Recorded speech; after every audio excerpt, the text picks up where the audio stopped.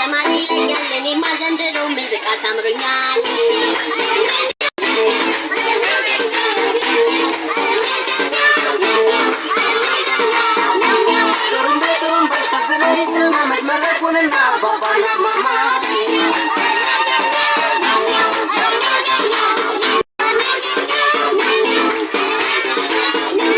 ምንድነው መፋዘዝ ተጫወቱ እንጂ ኋላ እንዳንለቀቅ ነገሩን ፈንጂ